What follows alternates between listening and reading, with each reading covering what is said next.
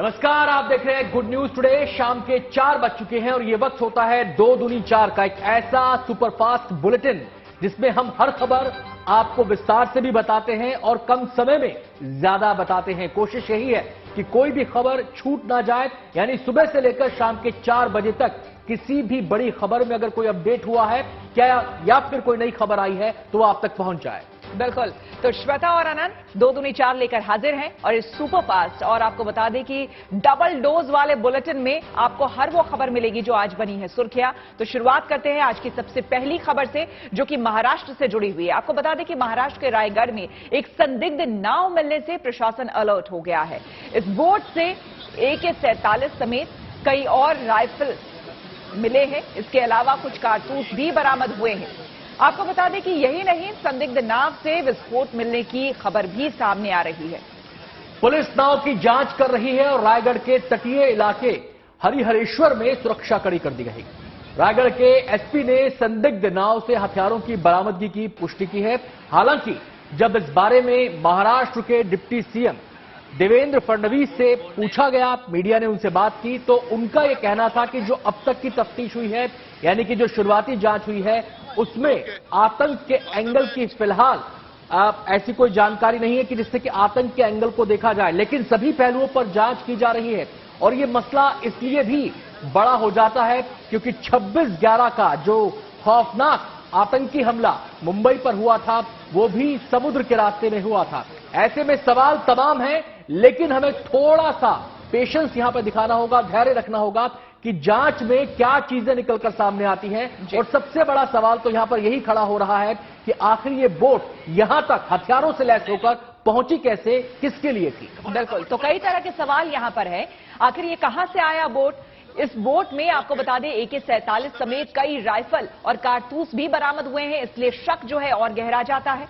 क्या इसका कोई आतंकी कनेक्शन है? इसको लेकर भी छानबीन चल रही है। जैसा कि अभी आपको हमने बताया कि डिप्टी सीएम देवेंद्र फडणवीस ने जब एक प्रेस रिलीज जारी किया, जब बयान मीडिया के सामने दिया, तो उन्होंने कहा कि अब तक जो जानकारी, अब तक जो सूचना मिली है इस बोट के बारे में, उसमें कोई भी टेरर मॉड्यूल या फिर कोई आतंकी साजिश, इसको लेकर कोई तार अभी जुड़ते हुए नजर नहीं आ रहे हैं। लेकिन तमाम ये एंगल्स हैं, तमाम ये सवाल हैं जिसको लेकर छानबीन चल रही है और जब पूरी छानबीन हो जाएगी तब वो बात सामने पुख्ता तौर पर आएगी। लेकिन अभी कुछ भी कहना जल्दबाजी होगी। लेकिन जाहिर सी बात है, इस नाव के सामने आने के बाद रायगढ़ के चूंकि तटीय इलाके में जो हरिहरेश्वर है वहां पर कड़ी सुरक्षा बढ़ा दी गई है। रायगढ़ के एसपी ने संदिग्ध नाव से हथियारों की बरामदगी की पुष्टि की है, तो इसीलिए मामला गंभीर बनता है। वैसे आपको बताएं कि थोड़ा सा अगर इतिहास के पन्नों को पलटा जाए तो महाराष्ट्र में ये कोई इकलौती ऐसी घटना नहीं है जब कोई बोट या फिर कोई जहाज, गुमनाम जहाज, अज्ञात जहाज अचानक समंदर में सामने आ गया हो। कई साल पहले की बात है, शायद जहां तक मैं ध्यान कर पा रहा हूं 7-8 साल पहले की बात है, एक भारी भरकम जहाज तट पर आ गया था और उसको लेकर भी तमाम सवाल उठे थे, खासकर सुरक्षा व्यवस्था को लेकर, निगरानी को लेकर कि आखिर सबकी निगाहों से बचते हुए, तमाम चौकस एजेंसियों की निगाहों से बचते हुए ये लावारिस जहाज कैसे तट तक पहुंचा। और अब ये बोट, और ये केवल खाली बोट नहीं है, मामला गंभीर इसलिए है क्योंकि इस बोट में हथियार है, कारतूस है, जांच जारी है। आइए आपको सुनवाते हैं क्या कहना है स्थानीय विधायक का इस पूरे मामले को लेकर। आज जो महत्वपूर्ण अभी का जो मुद्दा है वो जनता मतलब पब्लिक की सिक्योरिटी है। जो भी मैटर है उसका सब प्रॉपरली इंक्वायरी होनी चाहिए। स्पेशल टीम्स रहते हैं, ATS रहता है या फिर केंद्र शासन के भी टीम्स रहते हैं, उनकी वहां पर अपॉइंटमेंट ये अर्जेंट बेसिस पे होनी चाहिए। ये मैंने अभी विधानसभा हमारा सभागृह में भी ये मुद्दा मैंने उपस्थित किया पॉइंट ऑफ इंफॉर्मेशन के अंतर्गत।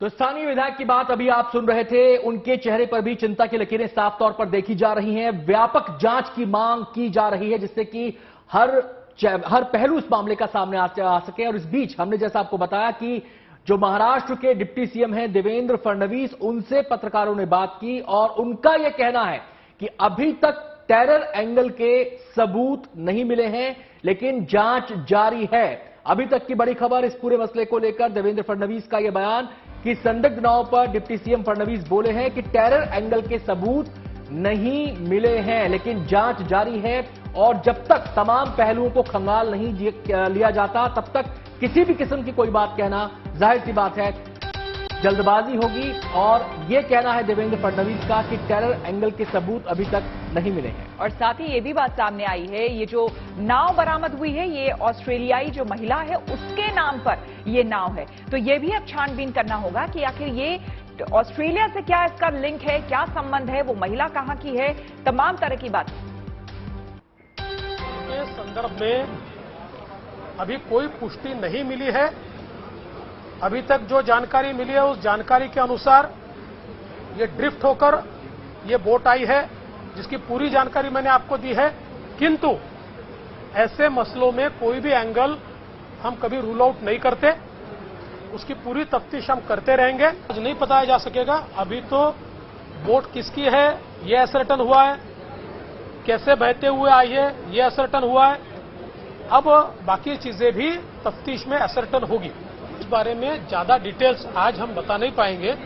मैंने जो हमारे पास प्राथमिक जानकारी आई थी वो इसलिए रखी है ताकि भय का वातावरण थोड़ा कम हो, क्योंकि इस प्रकार की घटना होती है तो भय भी बढ़ता है। तो इसलिए मैंने अभी प्राथमिक जानकारी आपके सामने रखी है। जिस प्राथमिक जानकारी में ये बहते हुए आई है, इसके मालिक भी असर्टन हुए हैं, उसको जिन्होंने रेस्क्यू किया है वो भी सारा असर्टन हुआ है। इसलिए मैंने प्राथमिक जानकारी दिया। इससे ज्यादा जानकारी मैं आज नहीं दे पाऊंगा। वो सारी जानकारी हम इकट्ठा कर रहे हैं, कुछ जानकारी हमारे पास आई है, पूरी जानकारी आने के बाद वो भी आपको दी जाएगी। चूंकि त्योहारों के दिन है, इसलिए त्योहारों के दिनों में कोई कोताही नहीं बरती जा सकती। ये इन्फॉर्मेशन आई है तब भी हम लोगों को अलर्ट ही रहना पड़ेगा। इसलिए जहां रेड अलर्ट की आवश्यकता है वहां रेड अलर्ट दिया गया है, जहां पर सेंसिटाइजेशन की आवश्यकता है वहां सेंसिटाइज किया गया है, और पूरे तरीके से पुलिस को सारी चीजों पर नजर रखने को कहा गया है। चलिए अब बढ़ेंगे हम अगली खबर की ओर। आपको बता दें कि आर्थिक अपराध प्रकोष्ठ यानी कि ईओडब्ल्यू की टीम ने जबलपुर में आरटीओ संतोष पाल के ठिकानों पर छापा मारकर आरटीओ की काली संपत्ति का सनसनीखेज खुलासा किया है। छापे में ईडब्ल्यू ने बड़ी मात्रा में नोटों की गड्डियां और सोने चांदी के आभूषण बरामद किए हैं। ईओडब्ल्यू के मुताबिक आरटीओ के घर से 16 लाख कैश मिला है। इसके अलावा घर से अकूत संपत्ति के दस्तावेज भी बरामद हुए हैं। जो शुरुआती छानबीन हुई है उसमें पता चला है कि आरटीओ ने अपनी आय से 650% से भी ज्यादा की संपत्ति जुटा कर रखी थी। ईओडब्ल्यू के मुताबिक आरटीओ संतोष पाल ने अपनी काली कमाई का बड़ा पैसा मकान खरीदने में खर्च किया था।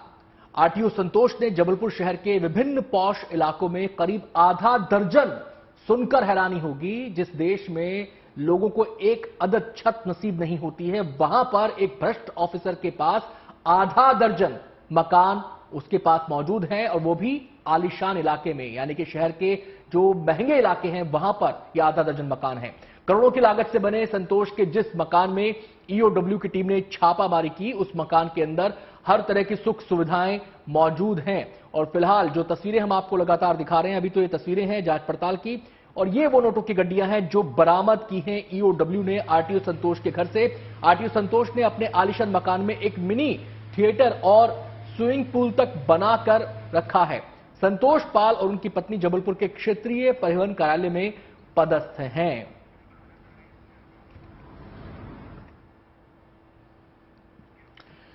और अब रुख कर लेते हैं अगली खबर का।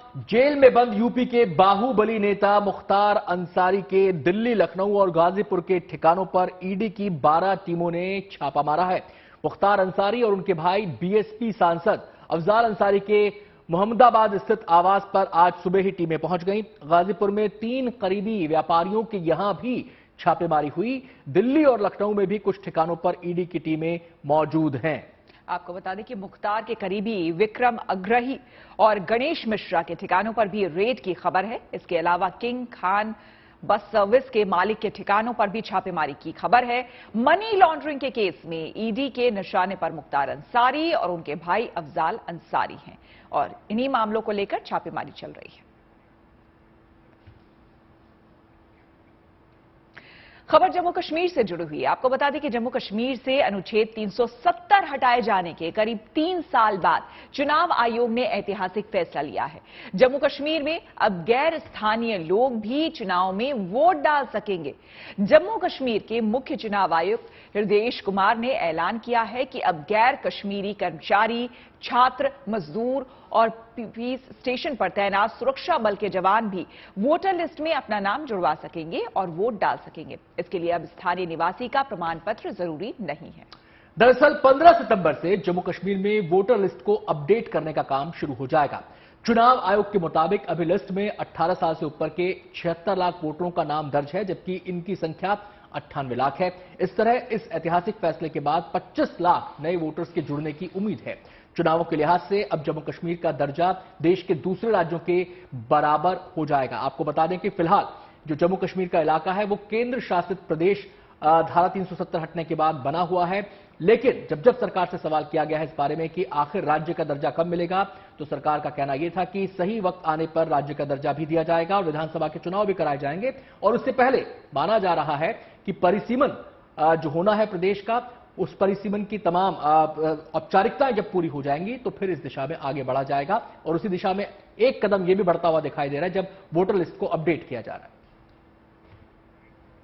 रूल है पूरे कंट्री में, रिप्रेजेंटेशन ऑफ पीपल्स एक्ट में रूल है कि person should be ordinarily residing in the UT. जहां पे भी वो वोट बनवाना चाहता है वो वहां पे ऑर्डिनरीली रिजाइड करना चाहिए।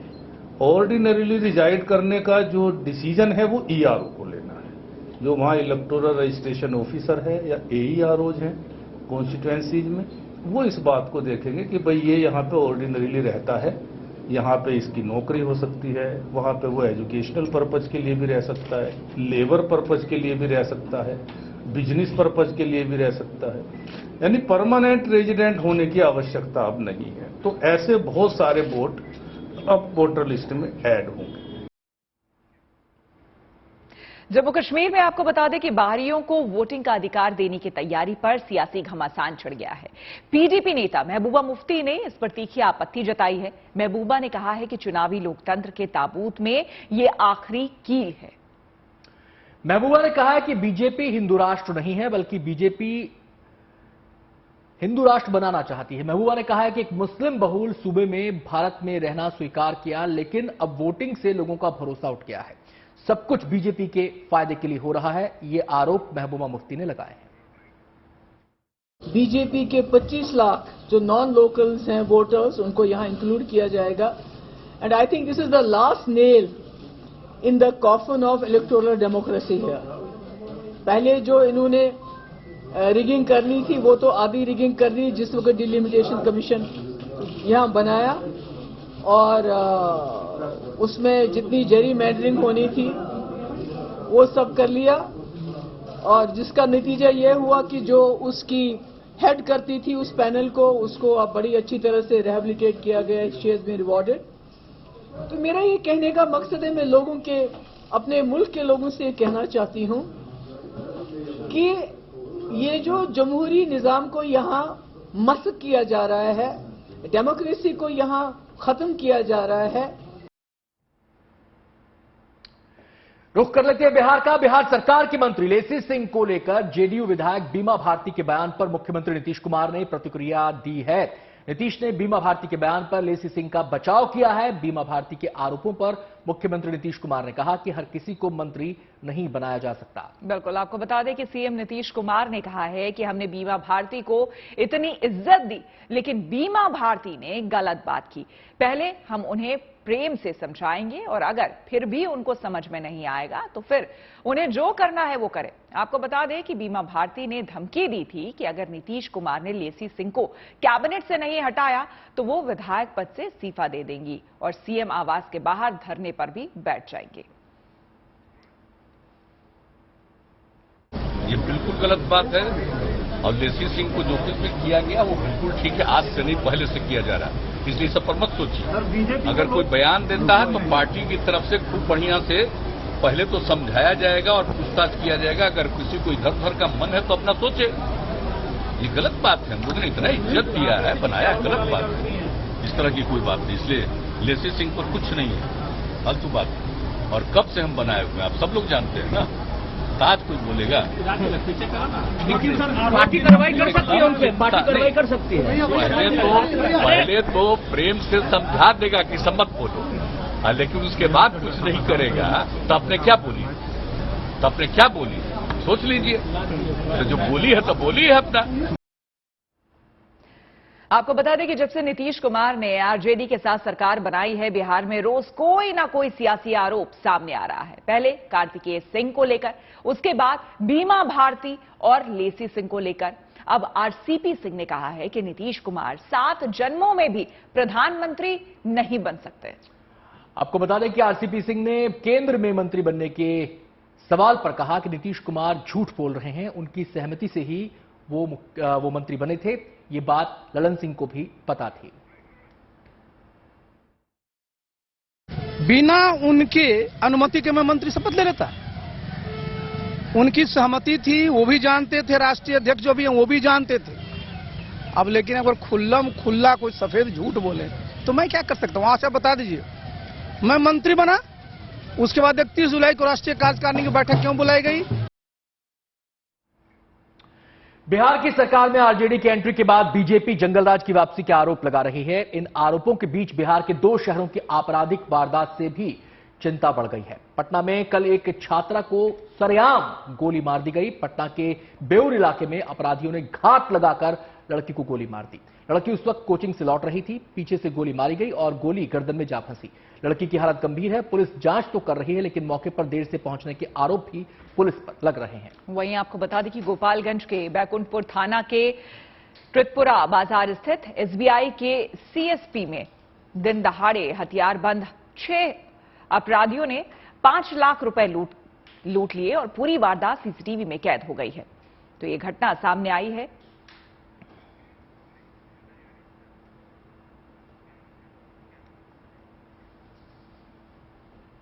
चलिए बढ़ेंगे अगली खबर की ओर। आपको बता दें कि चीन और ताइवान के बीच तनाव लगातार बढ़ता जा रहा है। चीन के तमाम दाव पेच और चक्रव्यूह चालों के बीच ताइवान ने एक बार फिर यह साफ कर दिया है कि वो डरने वाला नहीं है। ताइवान को डराने के लिए अब तक चीन लगातार मिलिट्री ड्रिल कर रहा था, लेकिन अब ताइवान ने अपनी ताकत दिखानी शुरू कर दी है। ताइवान ने दक्षिण पूर्वी इलाके हुआलियन में युद्धाभ्यास शुरू किया है और अत्याधुनिक हथियारों का प्रदर्शन कर रहा है। बुधवार की रात चले मिलिट्री ड्रिल में ताइवान ने F-16 फाइटर प्लेन्स का प्रदर्शन किया। साथ ही ताइवान ने हार्पून एंटीशिप मिसाइल का दम भी दिखाया। आपको याद होगा कि चीन और ताइवान के बीच सालों से चल रही तनातनी उस वक्त चरम पर पहुंच गई जब अमेरिकी प्रतिनिधि सभा की स्पीकर नैन्सी पेलोसी ताइवान यात्रा पर पहुंची थीं।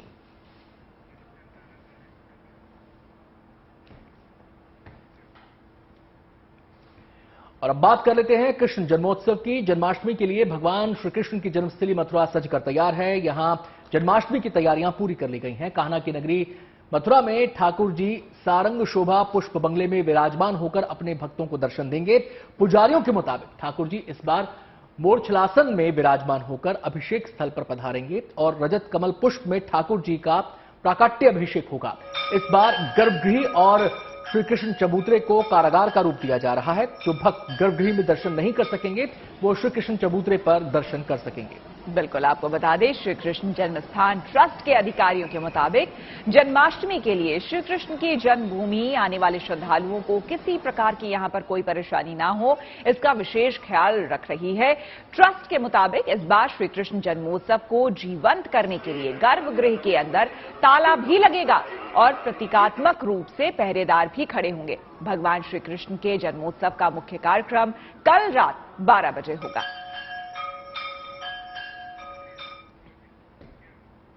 तो चलिए 2 दूनी 4 में श्वेता और आनंद के साथ आज फिलहाल इतना ही।